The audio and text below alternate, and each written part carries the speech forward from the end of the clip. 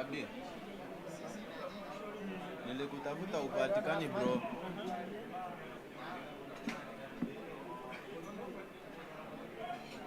Uko kwa ofisi? Uko kwako? Oh, sawa sawa basi. Tutaongea.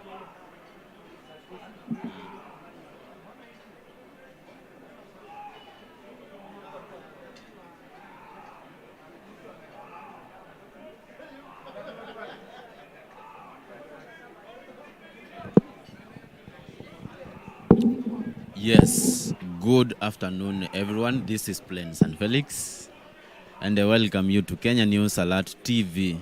Here with me, I am with a very good and intelligent man ambaye ningetamani introduce so that you guys you can understand the person who is maybe talking to you today, and wanda kama mnaweza pata any information from him. Hello sir, unaitwa nani? My name is Joseph Gitonga. I am an activist.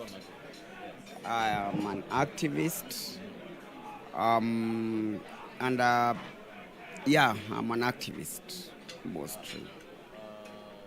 Joseph, where are you from and why did you choose to be an activist? Well, I suppose it is an inborn thing. Nobody can pay you to become an activist. As I grew up wanting to be a preacher, actually wanting to be I studied at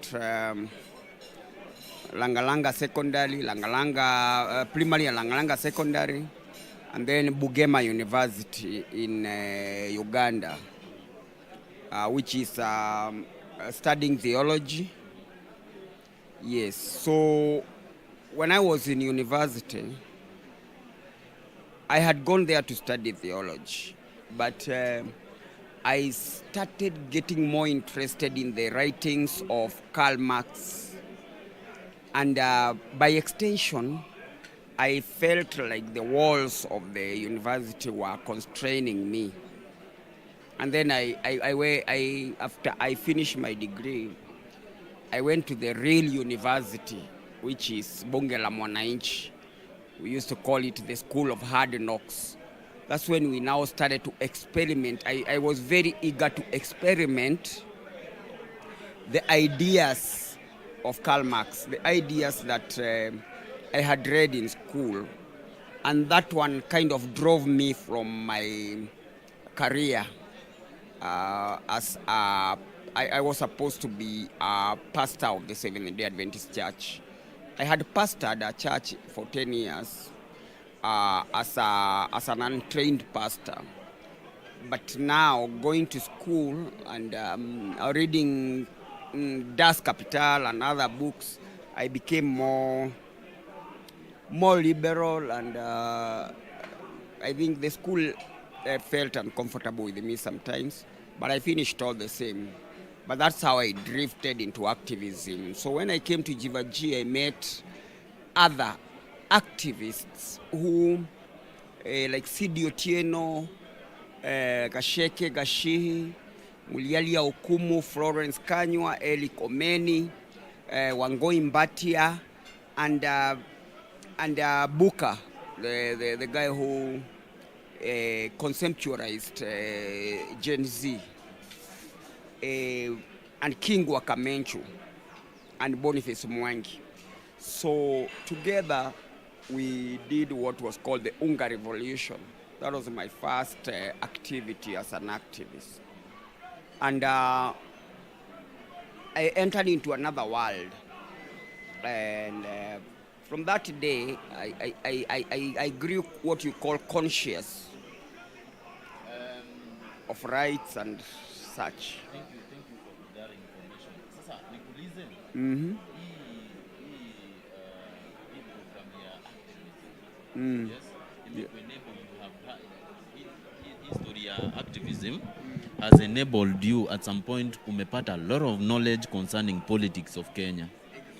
Now the current Kenyan politics right now iko na utata kidogo hivi, to an extent some of the individuals they don't have even faith and trust to the government, whereby at some point wanasema kwamba the government is not the real government that they were expecting.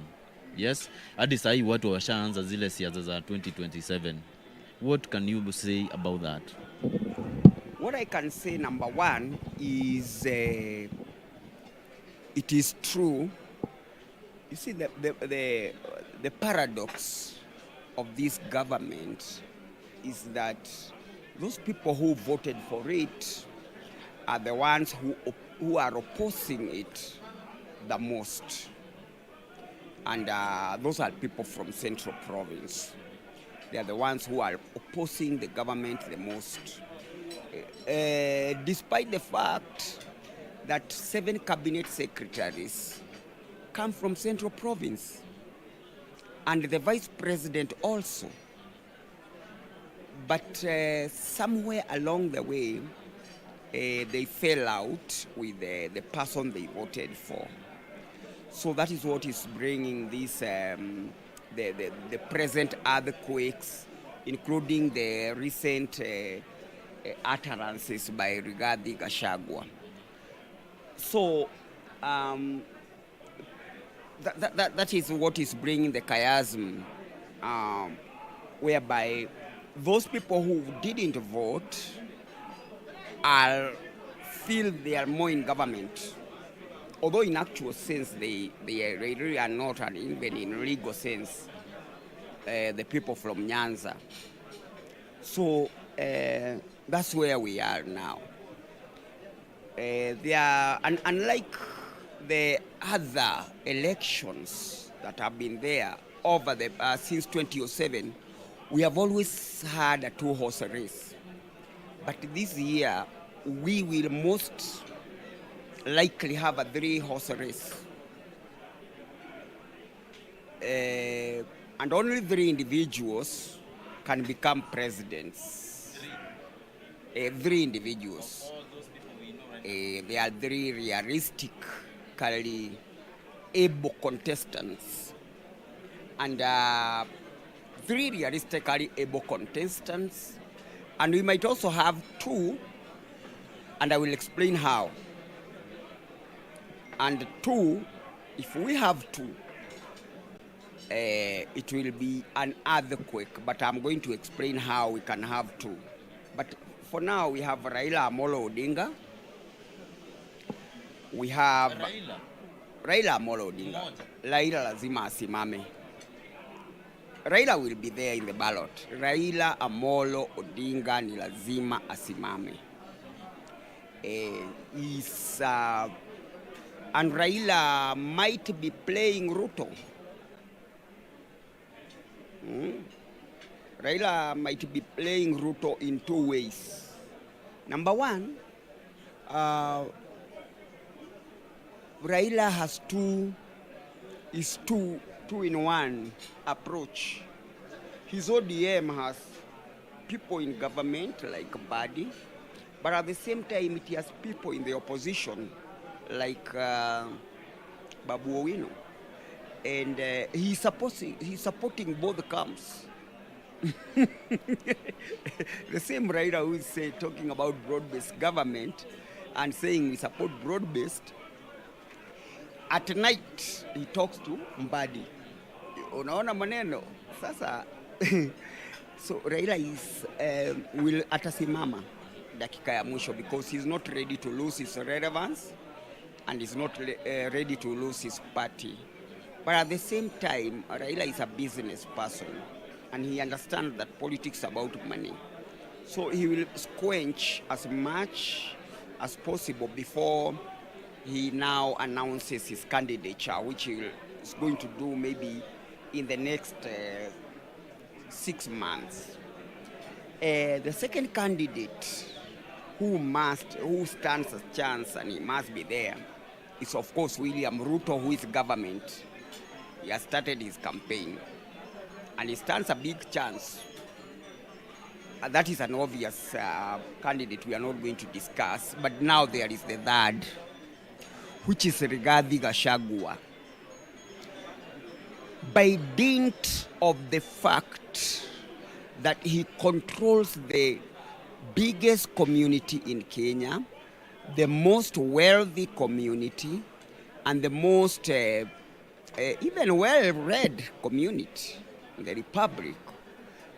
He feels he is the kind of a Donald Trump of Kenyan politics. you know, Donald Trump doesn't care about the opinion of blacks, gays, minorities, Hispanics. He knows that what we call the WASPs, white American Protestants, will vote for him, and then the rest of you can either choose to vote for him or go to hell. So Rigathi Gachagwa's philosophy of usiguze mulima can be equated to Donald Trump's approach. Unataka tuongee Kiswahili ama Kizungu?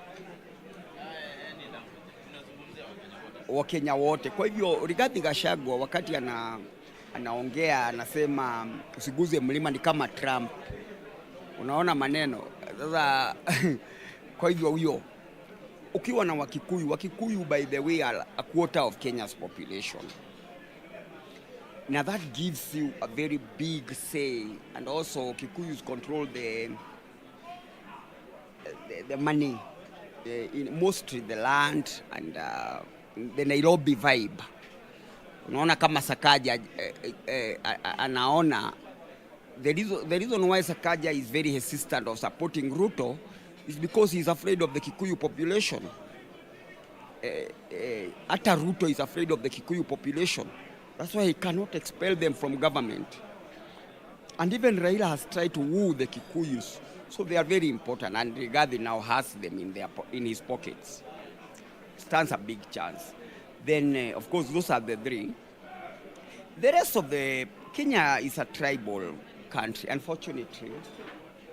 Even despite the fact that William Ruto did a big job of housing yesterday, launched a lot of stuff, those houses are not going to give in votes. Kenyans don't vote for you because you have done... In 2007, Kibaki had... the economy of Kenya was grew the fastest. And yet there was post-election violence. Before you go to that direction, this is the question I would like you to answer. What do you really think will make Kenyans not to respond to this project? Because this project ndio ilikuwa one of the most important project kwa manifesto yake.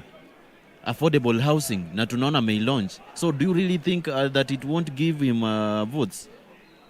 First of all, if you allow me, kwanza the project itself, yani tuiangalie through the eyes of public participation now. Who are living in those houses? Is it the people of Mukuru? You are living in a slum. Have you ever gone to Mukuru? Me, I have slept in Mukuru when I was a pastor. There was the Seventh-day Adventist there by that time. And we were going, as a whole pastor, we were using flying toilets. That was my first place to use a flying toilet. Now, a guy in a flying toilet pays a rent of 1,000 shillings. You give him a house, whether you are giving him or not, and tell him to pay a rent of how much are they paying? I don't think whether it will be less than 50. Now, conclusion. It is not the people of Mukuru Jenga, kwa Jenga, who are going to live in those houses. This is a displacement of people actually. It's not an improvement of people's lives. It is just the rich getting richer and the poor getting poorer. It is people being misplaced and being driven from the place that they have called home. If the object, kama walikuwa wanataka kweli kabisa kujenga nyumba za kusaidia maskini, wangejenga singles. A lot of singles, then everybody will be sucked in and everybody will be paying 2,000 shillings and below, or even 1,000. That will be now. Tuseme mambo ya affordable housing ati ujenge choo na nini na nini na nini. The poor are used to, sisi watu wa maskini tumezoea kwenda ile public nini. But as many of us as possible to not get displaced from Mukuru, because this is a displacement. This is not a development. This is a backward step in terms of Article 43, affordable housing, the question that was supposed to be answered. Hawa ni Wakenya ambao sasa ukienda Mukuru in the next 5 years, wale wa maskini wote wanaishi huko, wanafanyanga kazi hapo. You know, Mukuru is a settlement for laborers who work in those industries as a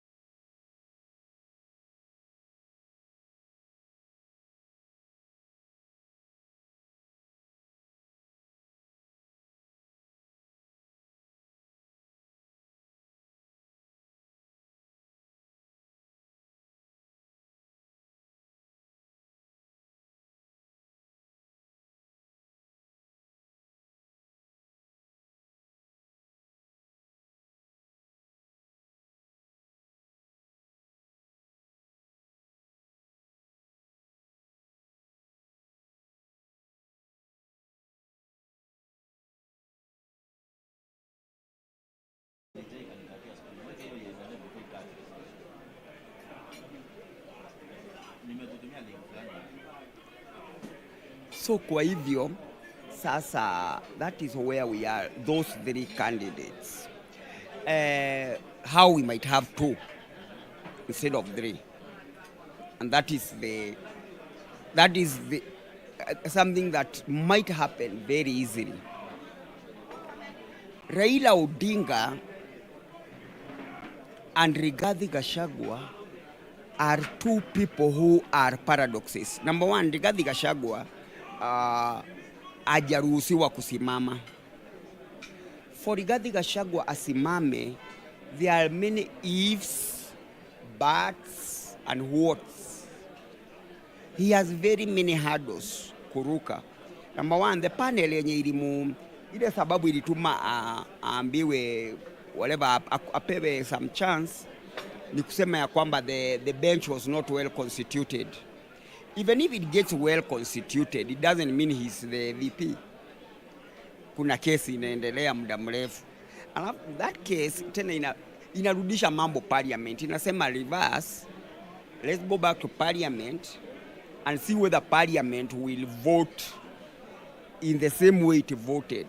What will prevent parliament from voting vile tu ilipiga kura? The same people who voted Rigathi out are the same people in parliament.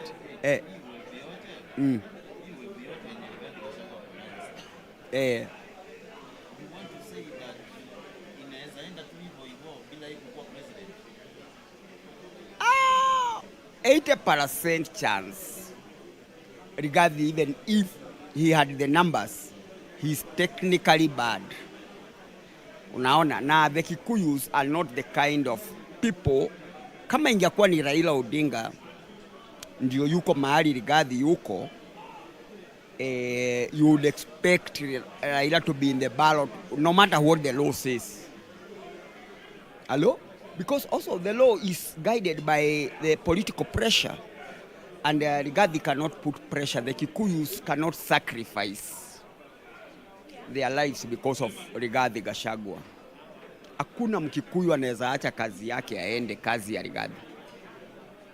Wakati alikuwa anapelekwa hapa kotini, wao uliona Wakikuyu wangapi hapo nje wakimpea solidarity?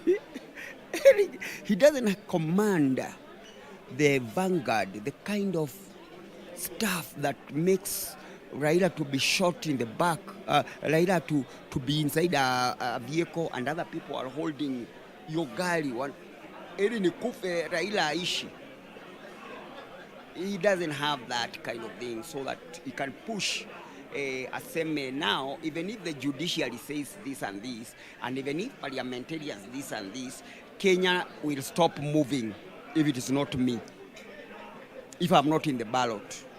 So if it was Raila, you would expect him to be in the ballot. Regarding the way the Kikuyus have responded to him, they back him, but they are not ready to die for him.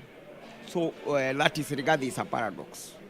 Raila Odinga also is a paradox.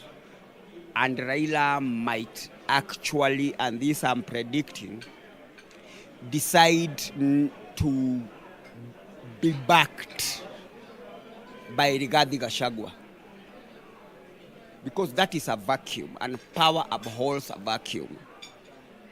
Na siasa haipendagi mahali hakuna kitu. Pana vacuum. Because who will contest for the Kikuyus? Somebody who will be pointed out by Rigathi Gachagua. In politics, there are no friends or enemies. They are only interests. So, Rigathi and Gachagua can team up. And if they team up, they will remove Ruto. And they have Rigathi and Raila can team up. And ukiangalia equation and the thought process, equation ya power, that is something that makes sense for both people. It's very likely to happen because Rigathi can aezi simama. Raila na yeye anahitaji numbers za Wakikuyu. Hiyo ni kama kiwete na kipofu. Kipofu akibeba kiwete. Kiwete anaona, kipofu unaona vile wanasaidiana. Hivyo. Kwa sababu Raila Odinga na yeye akisimama peke yake atashindwa. Jambo la pili, saa hii tukiwa na wewe hivi, Raila akiambia Wajaluo ati anasimama, sio wote watamfuata. Ruto has that effect. Sisi Wakikuyu tuliingia kwa muungano tukifikiri ya kwamba Jubilee ile TNA na URP ati wakati, lakini by the second term Ruto alikuwa amechukua Wakikuyu wote. Saa hii Wajaluo wote ukisikia maneno yao, they are supporting Ruto. They are not even supporting Raila. Enda pale Jivaji usikie bunge na uende leo jioni. Wakisimama Ruto, wanasimama serikali. If you are support, hakuna kitu mbaya kama kuzoesha mtu pesa. Wajaluo sasa wamezoea pesa. Unaona mahali tuko. Saizi uwezi ukaniondoa hapa unirudishe kwa mahoteli za Modhurwa. Because now I'm eating good chips, I'm in good company, and I am developing a certain culture without knowing. So Wakikuyu, Wajaluo tena kuambia warudi kwa barabara zile siasa za Raila, there is going to be a very big, so that's what I'm saying. Ya kwamba Raila and Rigathi makes sense so that Raila can show that I have the numbers of the Kikuyus. His technical support. Unajua Rigathi has no fire. Kiangalia vile wali launch ile chama yao ilikuwa imekosa ile the vim yenye Wajaluo wanalete, the bluhoho, the bluhaha ile. And also, of course, the numbers za Wajaluo as the fourth largest community. So you might have two horses. Either Raila as a team up na, ama Raila a team up na Ruto, which he might choose to do as he's doing now. But if he does that, he will become politically irrelevant. Even right now, Ruto is not comfortable with Raila. If he was, hizi viti ambazo ziko na Wakikuyu ingekuwa zimechukuliwa na Wajaluo, which is not the case. So chemistry and the thought process ya Ruto is Kikuyu, but not siasa za Raila na za Ruto hazipelekani. Do you really think that President William Ruto will be out of power 2027? William Ruto unfortunately atarudi. Okay, I will not vote for him, but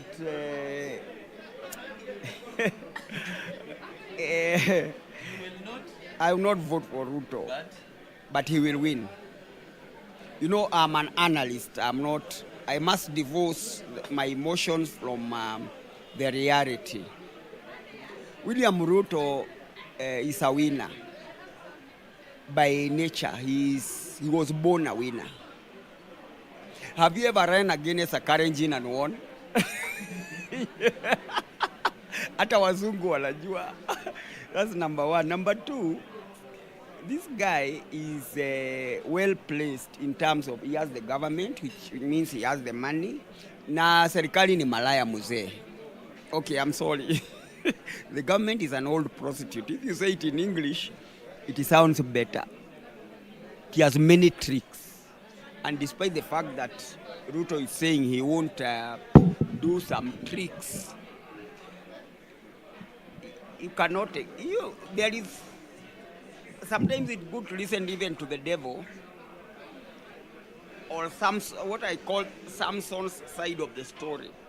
You know, in the Bible it talks about Samson killing the lion. But have you ever asked the lion to tell you the story? The lion has its version. Walikuwa wengi, walifanya. But sasa Ruto, what was I trying to tell you? I was trying to tell you that William Ruto will win. He will win because he will use tricks. The government usually has its tricks. Kama saa hii wa Somali najua wanakuwa registered sana. Wana cross the border. You know, you cannot distinguish between a Somali of Kenya and a Somali of Somali. Those borders za kuaga za kuvukisha voters. If voters wanaweza kuvukishwa from Dandora wanakuja kuvote hapa CBD. Sembuse the presidential vote. Ugandans wanavukishwa from Uganda, wanakuja wanavote. Tanzanians the same. The government usually has its share. That's number one. Number two, the vanguard of the Kalenjin community. Number mbili, Wakalenjin, they are the third largest community in Kenya. People forget that. He has a vanguard which is solid. And of course the government and the government influence, wherever it is, and an alliance that people... Unaona hata Kalonzo will be bought by the government. Why? Because he's a business person. Kalonzo does not want to stand. Kwa hivyo anataka nini? Anataka pesa. Nani ana pesa nyingi kati ya Uhuru, kati ya Rigathi na Ruto? Sini Ruto na serikali. So Kalonzo, expect Kalonzo to join Ruto and other people who are loose. Hata most of these people who are rebelling, akina Natembea na nani, maybe they are just looking for recognition so that they can join an alliance with Ruto. Politics is about interests. You will see a very different coalition when the wakati watasema want your marks, get set, go, pa! Ruto watarudi. Ruto anarudi. Tena kitu ingine, in the history of Kenya, hakuna mtu ameshagonga miaka 5 ikabakia 5 akakosa kuingia. No. Why should it be? Serikali umeshika serikali hivi. Polisi wote ni wako. They tear gas, wewe ona vile inafanyika na akina Natembea. The provincial administration, the intelligence of the NIS, the money, Do you know the government ikiona inaanguka inaweza ikapea kila mtu 1 million? Kwani how much money would it take? It would take maybe 60 billion. What is 60 billion to a government? The government has money. The government has numbers. Unajua, if you want to win against the government, lazima ikuwe ni a knockout blow. Ile inaonekana wazi na isikakuwe ni midterm. Hapana, ikuwe ni ile ingine. Midterm hakuna mtu Afrika anaweza kubali kutoka. Si Kibaki si alishindwa na Raila mchana. Wao uliona kama alitoka?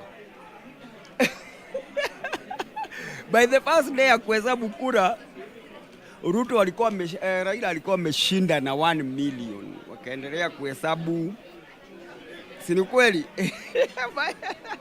By the third day, kwanza radio na TV zilipoa. Halafu waka-announce wakasema imebakia Raila bado ameshinda na 10,000, lakini imebaki kura constituency moja. Wakauliza gani? Tharaka Nithi, Meru wa Kikuyu. Si hapo ndio post election ilitokea. So Ruto atashinda. Rigathi, yani this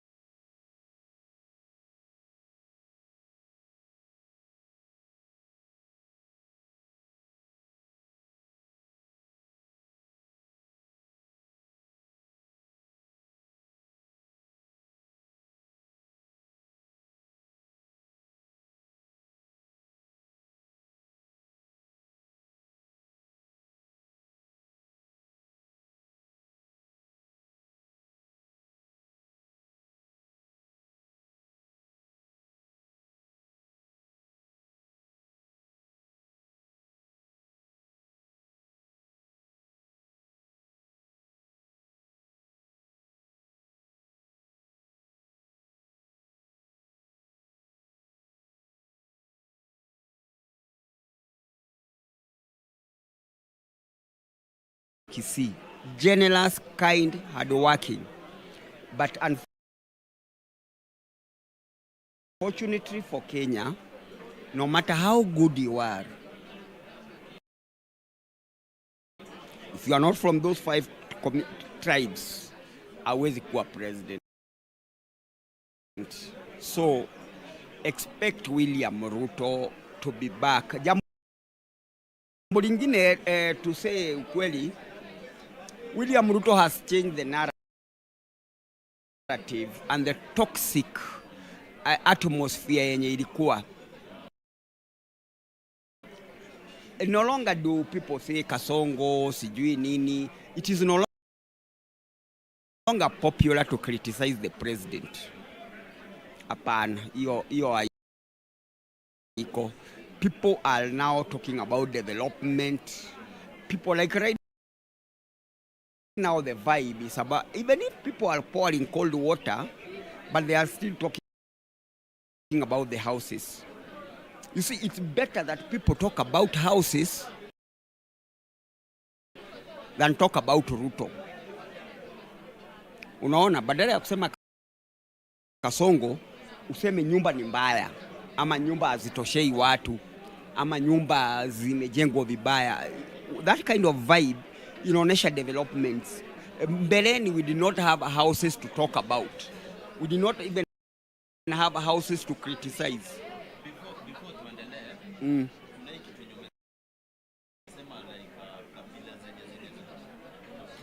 Kabila zenye zinaweza, kuna kitu yenye umesema kwamba kabila zenye zinezongoza nchi ya Kenya ni 5 pekee.